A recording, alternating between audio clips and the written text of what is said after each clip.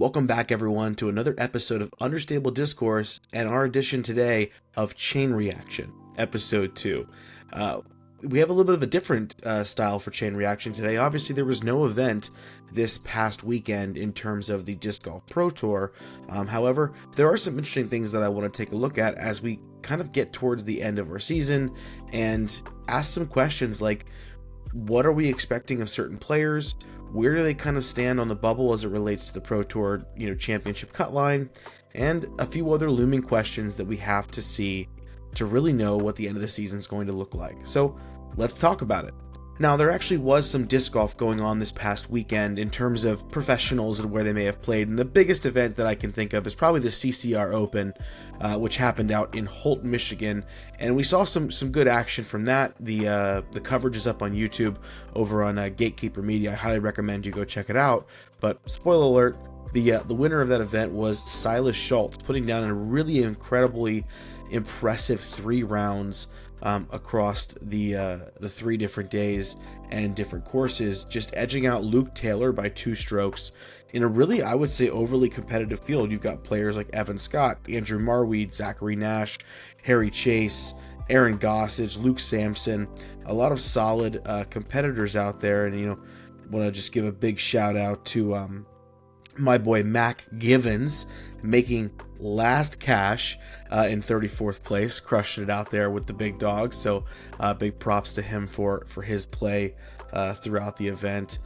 But getting into sort of the crux of today's video, we are kind of winding down. The season is essentially coming to a close, which is really not fun to say, because who doesn't love watching disc golf? And we only really have one regular season event left with the DGPT Plus event at D-Glow this upcoming weekend.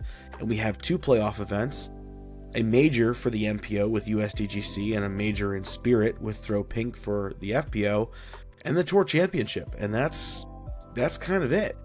And so we still have players who I think maybe have some things left to prove, and are there some seasons that need to be salvaged a little bit? And something, like I said, we don't talk very often about, which is surprising, is we don't talk about players who are kind of on the cut line, and in terms of what do they have to do to finish their season strong enough to make it into the Pro Tour Championship. And I guess that's a testament to whether or not we take the Pro Tour Championship super seriously throughout the year or not. But to me, I feel like a lot of the pros, even though the actual Pro Tour Championship doesn't equate to like a major in their mind the same way as another event may be, there is some degree of pride in finishing within that cut line. And it stings to finish outside of that cut line. And there are players who are definitely on the bubble for both.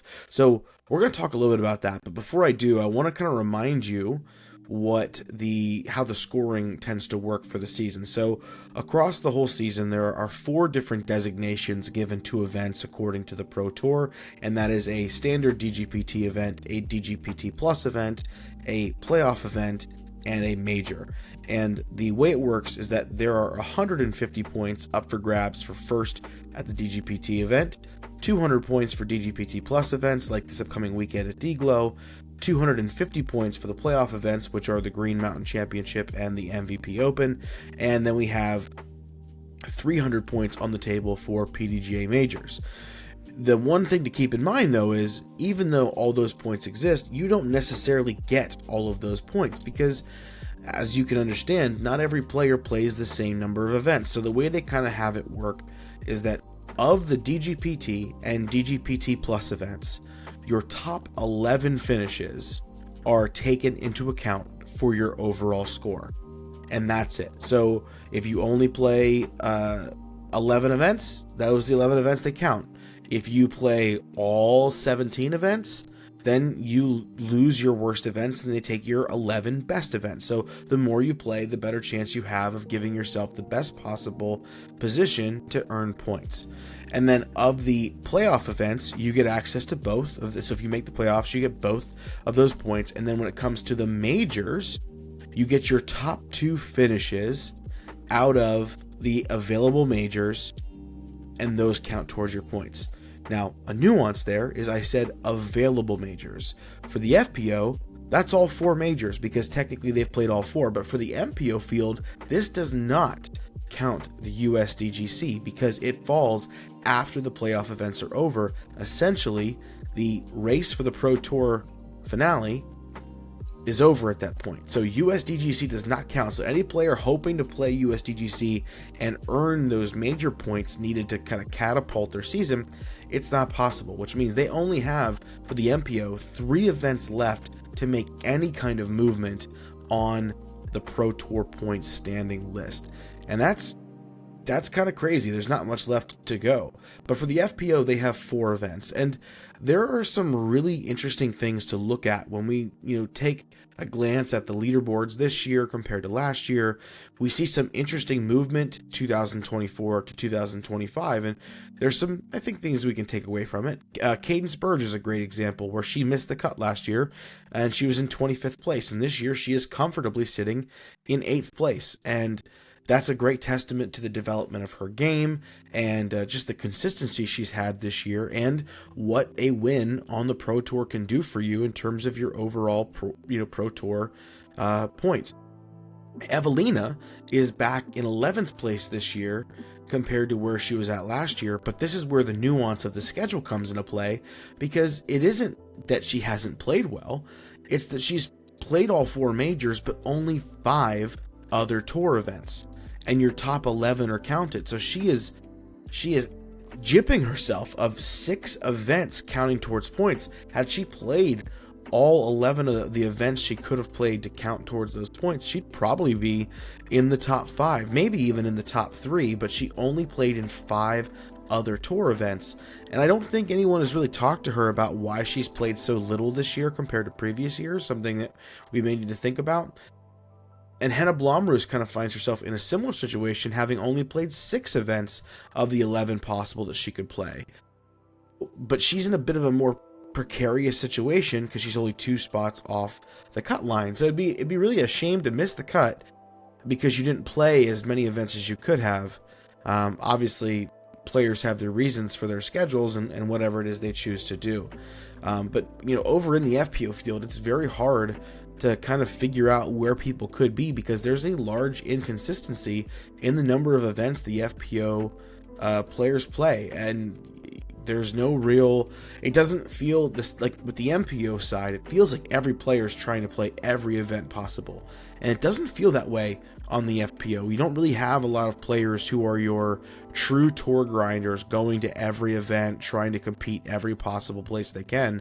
There's a lot of picking and choosing where they like to play, and that's why the players who do play a lot more, even though their season may not be that fantastic, they tend to make the cut line, not necessarily because they're in the top, X number of players, but by playing as many events as they can, they're going to have more events counted toward their points than their competitors. So you may have a better player.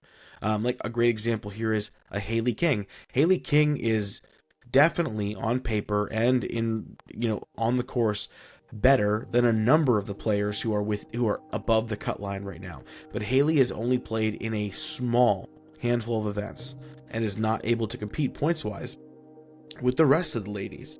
So that's a great example of how FPO is so difficult to look at because the point standings point standings here don't always typically reflect the best players in the correct order, but on the MPO side, you can kind of look at the top 25 in tour points and go, those are the top 25 guys right now with some minor exceptions. But FPO, it's so difficult once you get outside the top 5 or 6 players. And as we close in here to the finishing stretch of the season, all eyes are on players like Rebecca Dawn, the young talented player who's been doing really well this season, just a few spots outside the cut. Lisa Fakis, Jessica Weiss, Jennifer Smiley, who's been playing incredibly as of late, and like Sophia Donica. There are players who are right there, and because of the events they have left, could very well find themselves within the cut line if they perform, because at any given time, any of them can get a top 5 finish and catapult themselves above the line. So the biggest questions I think we have going into the end of the season don't really relate to the bottom. They kind of relate to the top. I think the question on everyone's mind right now is what's going on with Holland Handley? And can she return to the form that we've seen all year to finish out the season? She was top 5 or better at every single event this year until she hit Worlds. And she hasn't finished 5th or better since then, with a 29th at Ledgestone and an 11th at Idlewild in, I would say, demonstrably weaker fields than she's faced all year long. I mean, Own is a force to be reckoned with when it comes to Idlewild, finishing second, first, and first in the last 4 years. But to finish 29th at Ledgestone and 11th at Idlewild, it has people raising a few eyebrows about what's going on with Holland Handley. Speaking of Own, that's another question we have is, can she maintain her current level of play? And, she's won D-Glow before in a slightly weaker field, but can she pull it off again? And if she does win D-Glow, or she does take down a playoff win, how aggressively does that place her into the conversation for Player of the Year? Because we know there is a certain degree of what have you done for me lately, and having a world championship, and with just considering how likable Own Scoggins is that enough to jump her ahead of a Silva Saarinen or a Holland Handley, who have a combination of a major win and wins, and Holland, who has the most wins? Definitely something that remains to be seen. Another big question on everyone's mind is, will Missy Gannon do what she kind of always does and finish very strong for the season? She's had a couple great events, the last several events, and is she going to come out and do big money Missy things and kind of get the job done at the end of the season? Another person kind of in a similar conversation is Silva Saarinen, right? She's going to return to the United States, and is she going to put the conversation to rest about her having the best season? I would say that she is my candidate for Player of the Year right now, even though she may have one less win than Holland. Technically, one of those wins is in an event that wasn't on tour, so it's tough to it doesn't really equate. But however, she has a major title, and she has wins over some of the harder fields that we've seen this season. So I think Silva's the candidate. Is she gonna come in and play well enough to just say the Player of the Year spot is mine, and I am the number 1 player in the world right now? But the biggest question on everyone's mind is going to be, what are we going to see from Kristen when she returns in a month for Throw Pink? Is she going to come back from this break and show everyone that whatever this was temporary, and she's back and they better be ready because next year she's coming out hungry and ready to go? Or are we going to see someone who is continuing to struggle with whatever is going on? All eyes are going to be on that Throw Pink event to see what we get out of Kristen Lott. Over on the MPO side, before I go into it, can I just bring up the fact that at this point in the season, a perfect Pro Tour point score would be 2,400 points. That's the perfect score you could have up to this point. Gannon is at 2,004 points and is so far ahead of AB in second place that AB could win D-Glow and the Green Mountain Championship, and he still wouldn't catch Gannon if Gannon just finished in the top 30 at each of those events. How wild is that the disparity there is so large? Another one is that Niklas Antila, he's a really interesting name to look at in 11th place. I would say that most of us would agree that after the first quarter of this season, we would all have expected him to be in the top 5 by this point of the year, but he's not. And I think that lends to some inconsistencies that he had during certain stretches where he could have gotten the points, and because he hasn't played in a lot of extra events, some of those poor finishes are kind of blemishes on his record right now. So that's something to consider. Looking a spot above Niklas on the list, you have Ezra Aderhold in 10th. Ezra didn't even make the cut in 2024, and across the board, his stats are relatively the same. It's just this year it feels like he's kept the disc in play a lot more and put himself in a significantly better position to score, and just has been more consistent. And obviously a win on the Pro Tour does give you a significant jump in points, but it's great to see him coming from outside the cut line all the way up to 10th place and just kind of, I would say, hitting a real stride in his overall career on the Pro Tour. Another person who's having kind of an opposite season of Ezra Aderhold is Matty O, who finished in 12th last year and is now right now below the cut line. And the only real standout from a stat perspective for him is that his circle 2 putting is down 10% from last year. He was, I think, 33% last year, and he's down to like 22, 23% from C2 this year. But, you know, that's the only stat decrease for him. The field just continues to get better and better and better, and keeping pace with that, you know, ever-evolving field is just getting harder these days. A couple other notables would be, it's nice to see Eagle at 20th as opposed to being on the actual like bubble cut line. So great to see him there. Mason Ford is currently out of position. I would not have expected that. In fact, if you would have asked me where Mason Ford was, I would have probably said that he's, you know, doing you 24th, 25th, but to see him outside the cut line is a bit surprising. When you look at the state of the MPO field right now, I would say that anyone probably sitting above 500 points is in a position to make it, I think, in with some good play over the next several events. If they really put their best foot forward, they have the ability to make it above the cut line. And the big names for me to watch here are people like Mason Ford, like I mentioned, Ben Callaway, a Disc Golf Pro Tour winner, sitting outside the cut line. You got Maury Villman, who hasn't typically played any events on American soil other than I think USDGC either last year or a couple of years ago. So he finds himself in a position where he's played really well this year, and he's going to come over and play the playoff events and give himself the best chance to make it to the Pro Tour Championship, which would be a huge win for him. I think he's a very talented player that we should all keep our eyes on over the next few years.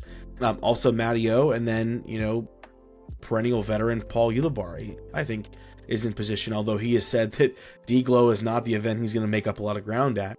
I think the playoffs are a great place for him to be able to do those things and put in some work when it comes to a points perspective. But we have a few questions, I think, coming down the stretch for the MPO field.